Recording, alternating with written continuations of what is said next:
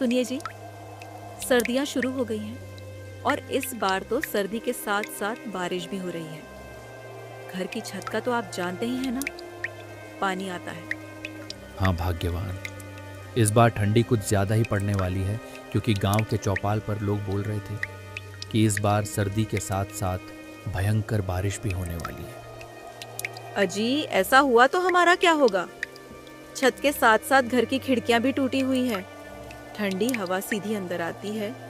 आप कुछ कीजिए ना। हाँ सरला, मैं कुछ करता हूँ। मालिक के पास जाकर देखता हूँ, वे अगर कुछ मदद करेंगे तो मैं घर की छत और खिड़कियाँ ठीक करवा दूंगा। ठीक है?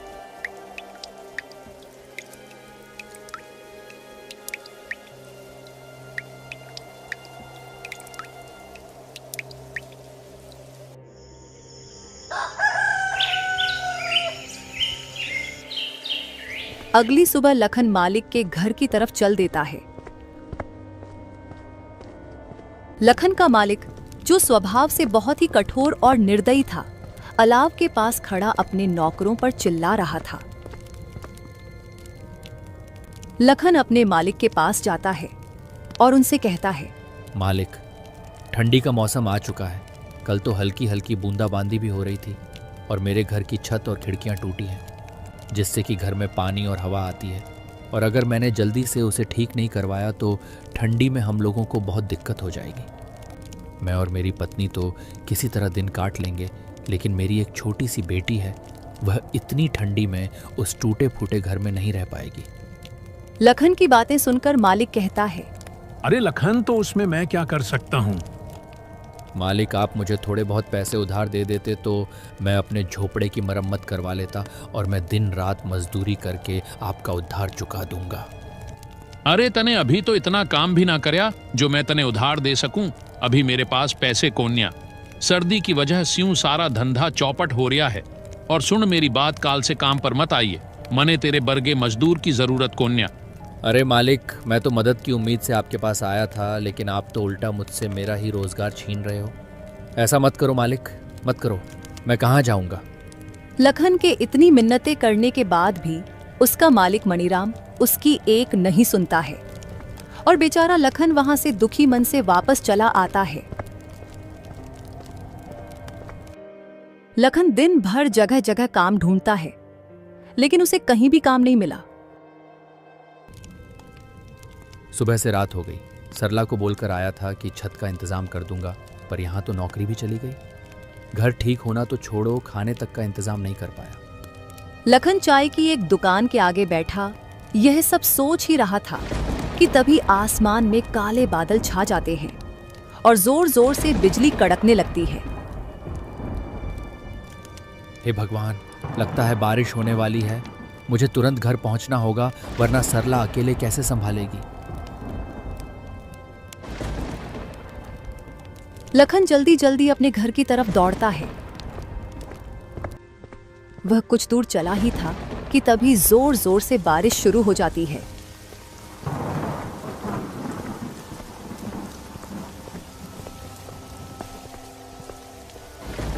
हे ऊपर वाले, ये कैसी परीक्षा ले रहे हो?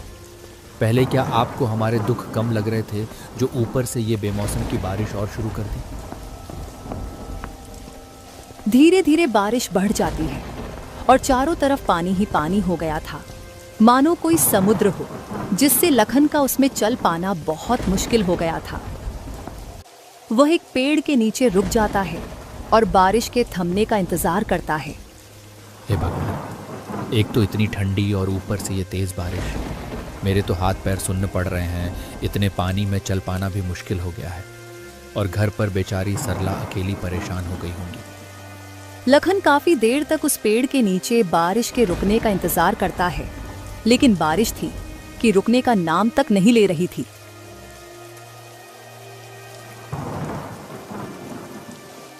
चल लखन, इस बारिश का कोई भरोसा नहीं, ये रुके या ना भी रुके। इतना कहकर लखन उस तेज बारिश में घर के लिए चल पड़ता है। जहां तक लखन की नजर जा रही थी, सब और पानी ही पानी था। छोटी छोटी झोपड़ियां तो पानी में ढहकर बह गई थी। यह देखकर लखन को अपने घर की चिंता होने लगती है बेचारा लखन जैसे तैसे करके अपने घर तो पहुंच जाता है, लेकिन जो वह देखता है उसके होश उड़ जाते हैं, क्योंकि घर में पानी भरा हुआ था और आधी आधी दीवार तक पानी पहुंच गया था। सरला, तुम ठीक हो ना? मुन्नी ठीक है ना? हाँ, हम दोनों ठीक है।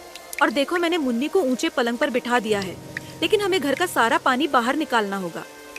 हाँ चलो भाग्यवान, निकालते हैं। वे दोनों बाल्टी भर भर कर घर से पानी निकालने लगते हैं, लेकिन वे जितना पानी निकाल रहे थे उतनी ही देर में उससे भी दुगुना पानी घर में भर रहा था।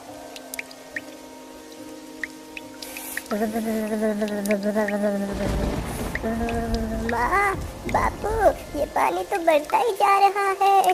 मुझे बहुत डर लग रहा है। अरे मुन्नी, मेरी बच्ची, तुम डरो मत, सब ठीक हो जाएगा। सरला अपनी बेटी को दिलासा दिलाती है, और वे बेचारे इस समय कर ही क्या सकते थे।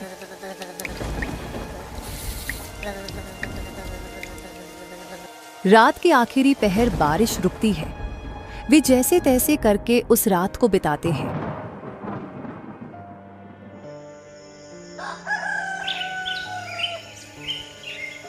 अगली सुबह लखन कुछ लकड़ियां और खाने पीने का इंतजाम करता है, क्योंकि रात वाली बारिश में उनके राशन का सारा सामान बह गया था। उन लकड़ियों से लखन अलाव जलाता है तो उन्हें ठंड से थोड़ी बहुत राहत मिलती है। ये बारिश का सिलसिला यूं ही कुछ दिन तक जारी रहता है। रोज रोज सरला और लखन को घर का पानी निकालना पड़ता। एक दिन वो सब घर के बाहर खड़े थे। अजी, ऐसे कब तक चलेगा? ये हर रोज बारिश का पानी भरने से घर पूरा खोखला हो गया है। अब कर भी क्या सकते हैं भाग्यवान, कोई और रास्ता भी तो नहीं है। वे दोनों आपस में बातें कर ही रहे थे कि तभी अचानक से जोर का तूफान आया और बारिश शुरू हो गई।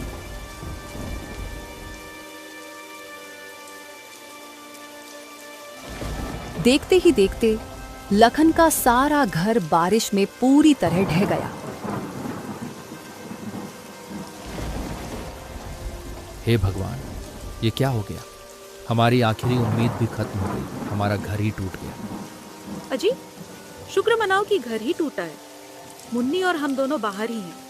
अगर हम लोग अंदर होते तो सोचो क्या होता। हाँ भाग्यवान, तुम ठीक कह रही हो। भगवान का लाख लाख शुक्र है, कुछ अनहोनी नहीं हुई। पर अब ऐसे में हम मुन्नी को लेकर कहाँ जाएंगे? इतनी ठंड और बारिश में भीगकर हम सब बीमार हो जाएंगे। अजी, अभी तो आज रात कहीं सर छुपाने की जगह मिल जाए, वही काफी है। कल का कल देखेंगे। हाँ, वो हमारे पड़ोसी है ना मंगतू भैया, आपके जिगरी दोस्त, उन्हीं के यहाँ चलते हैं। हाँ, तुम सही कह रही हो भाग्यवान। मंगतू हमारी मदद जरूर करेगा, दोस्ती किस काम आएगी आखिर।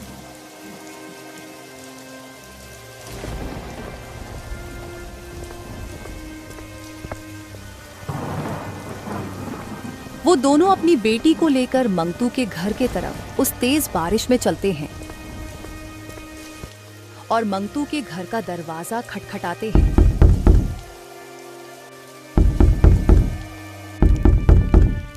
अरे भाई, इतनी तेज बारिश में इतनी रात को कौन दरवाजा बजा रहा है? अजी, बैठे बैठे बातें बना रहे हो, जाकर देखोगे तब पता चलेगा ना। भाग्यवान, तुम ज्यादा मत बोलो, चुपचाप पकौड़े बनाओ।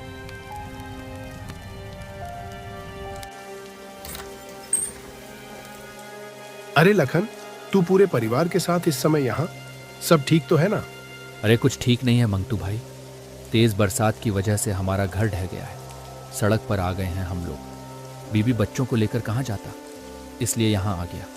आज की रात क्या हम तेरे घर में रुक सकते हैं? देख भाई लखन, दोस्ती यारी अपनी जगह ठीक है, मैं तुझे रख भी लूं, पर तेरी भाभी कभी नहीं मानेगी। और वैसे पूरा परिवार एक साथ माफ करना भाई, मैं नहीं रख सकता। तू कैसी बात कर रहा है मंगतू? मैंने भी हमेशा तेरे अच्छे बुरे वक्त में तेरा साथ दिया है, और आज जब मुझ पर मुसीबत आई तो तू मुंह फेर रहा है।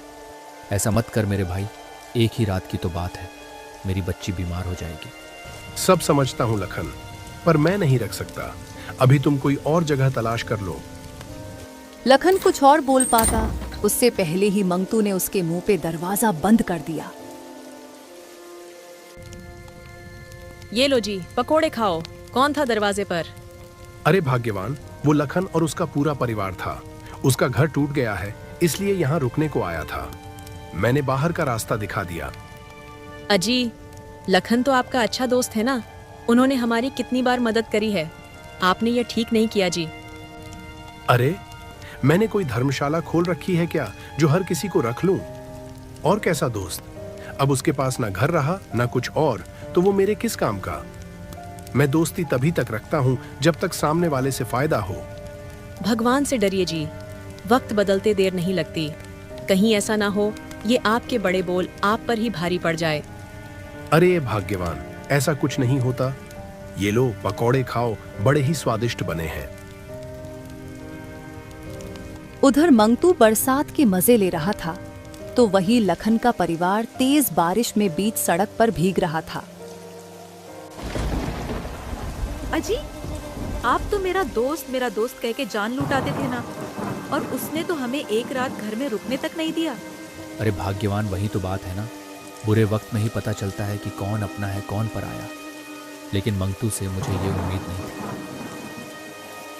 बापू, मम्मी, मुझे बहुत ठंड लग रही है।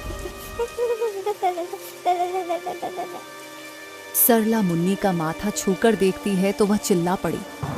अजी, मुन्नी को तो बहुत तेज बुखार हो गया है, ये ठंड से कांप रही है। अब हम क्या करें जी? आप कुछ कीजिए ना। मुखिया जी के घर चलकर देखते हैं। अब एक वही है जो हमारी मदद कर सकते हैं। हाँ हाँ जी, जल्दी चलो। वे तीनों जैसे तैसे मुखिया के घर पहुंचते हैं।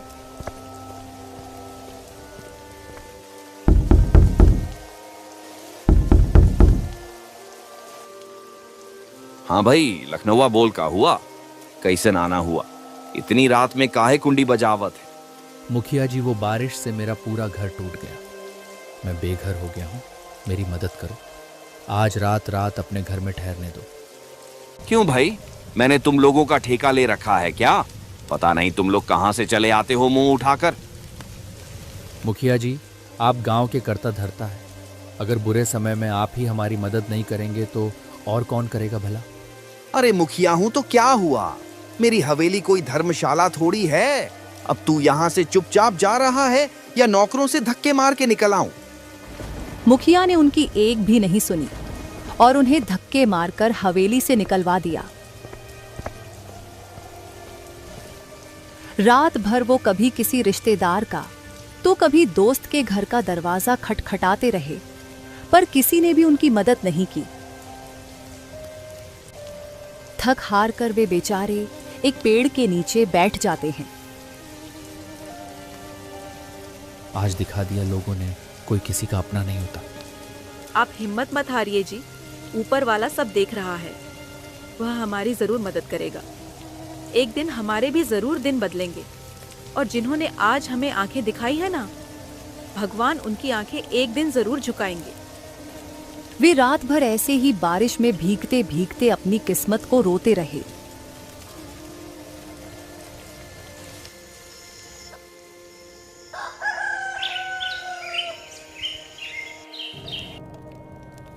भाग्यवान, तुम यहीं पेड़ के नीचे मुन्नी के साथ रहना, मैं कुछ खाने पीने का इंतजाम करके आता हूँ। अच्छा जी, ठीक है, पर जल्दी आना।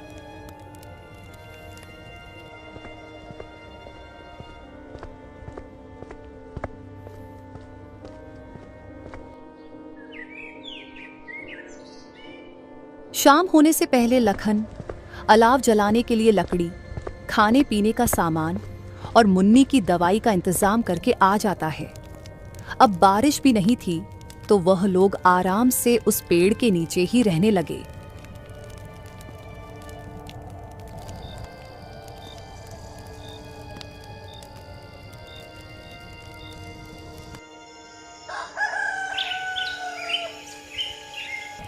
एक सुबह लखन का दोस्त मंगतू वहां से गुजरता है।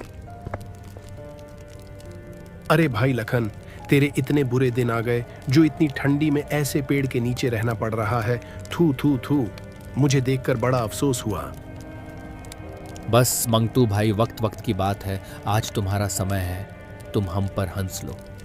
कभी ऊपर वाला हमारा भी समय लाएगा। अरे सड़क पर आ गए हो फिर भी इतना घमंड? ऐसा क्या हाथ लग गया तुम्हारे? चलो कोई ना, तुम ऐसे में ही खुश रहो। मंगतू उनका मजाक बनाकर चला जाता है, जिससे लखन और सरला की आंखों में आंसू आ जाते हैं। भाग्यवान, तुम इसकी बात को दिल पर मत लेना। चलो ठीक है, तुम खुद का और मुन्नी का ख्याल रखना। मैं कोई काम देख कर आता हूँ। लखन काम की तलाश में वहां से चल पड़ता है और वह गांव में बहुत जगह काम के बारे में पता करता है, लेकिन उसे कोई काम नहीं मिला। सरला और मुन्नी मेरा इंतजार कर रहे होंगे। मुझे जल्द ही वापस लौटना चाहिए।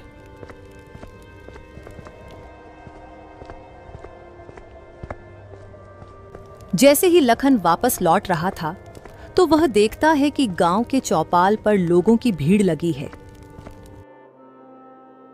अरे भाई, क्या बात है?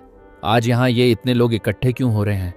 भाई, वो बीकानेर वाले अमीर सेठ माणक चंद है ना, वो गरीबों को ठंड में खाना और कंबल बांट रहे हैं। जाओ जाओ, तुम भी ले लो। ये सुनकर तो लखन के शरीर में जैसे नई जान आ जाती है। वह झट से लाइन में खड़ा हो जाता है और सेठ माणक चंद से भोजन का पैकेट और कंबल लेकर वह फूला नहीं समाया। भगवान आपका भला करे सेठ जी, आपने गरीब की मदद करी। उस दिन लखन की खुशी का ठिकाना नहीं था। वह कंबल ओढ़ता है तो उसे ठंड से राहत मिल जाती है। वह भगवान का धन्यवाद करते हुए तेज कदमों से अपने परिवार की तरफ चल पड़ता है।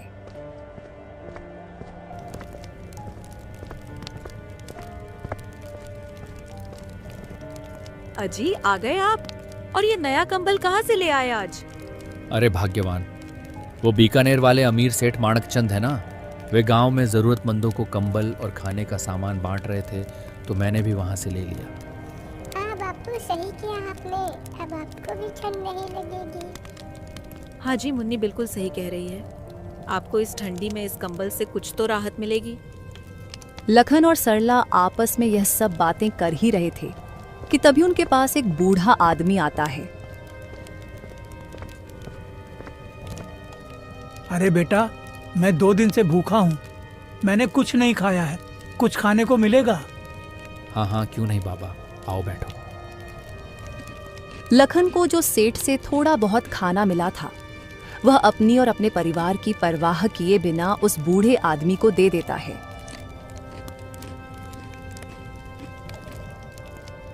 बेटा, तुम्हारा बहुत बहुत शुक्रिया जो तुमने इस सर्दी में इस गरीब को खाना दिया, वरना आजकल ऐसा कोई नहीं करता। लेकिन बेटा, मुझे ये बताओ, तुम सभी इतनी ठंडी में यहाँ सड़क किनारे क्या कर रहे हो? लखन उस बूढ़े आदमी को अपने साथ जो जो हुआ वो सारी बातें बताता है।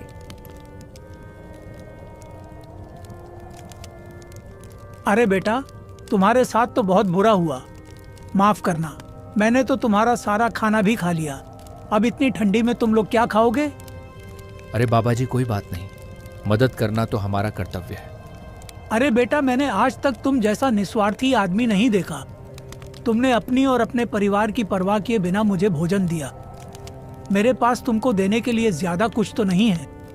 इतना कहकर वह बूढ़ा आदमी अपनी झोली में से एक पोटली निकालकर लखन को देते हुए कहता है, बेटा, तुम दिल के बहुत अच्छे हो। ये लो मेरी तरफ से एक छोटी सी भेंट, और इस गरीब का तुम्हें आशीर्वाद है। तुम जिस चीज को भी छू लोगे वह लोहे से भी मजबूत हो जाएगी। इतना कहकर वह बूढ़ा आदमी वहां से चला जाता है।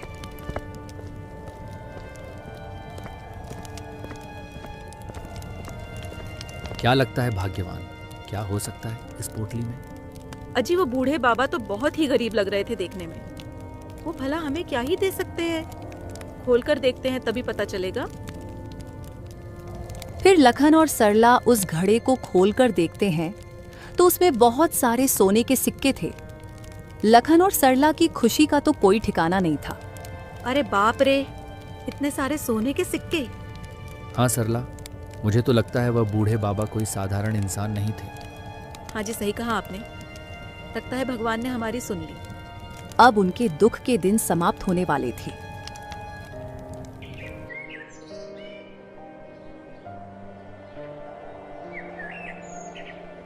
लखन उन सोने के सिक्कों को बेचकर उनसे एक बहुत अच्छा घर बना लेता है। अब उसके पास ठंड और बारिश से बचने के लिए एक अच्छा घर था और वह खुद का एक छोटा सा कारोबार शुरू करता है, जिससे गांव के कुछ गरीबों को रोजगार भी मिल जाता है।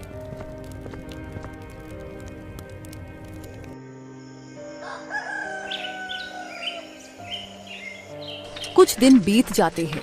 वो कहते हैं ना, समय बदलते देर नहीं लगती। एक दिन अचानक आसमान में काले बादल छा जाते हैं और हवाओं के साथ जोर जोर से बिजली कड़कने लगती है और देखते ही देखते भयंकर बारिश शुरू हो जाती है।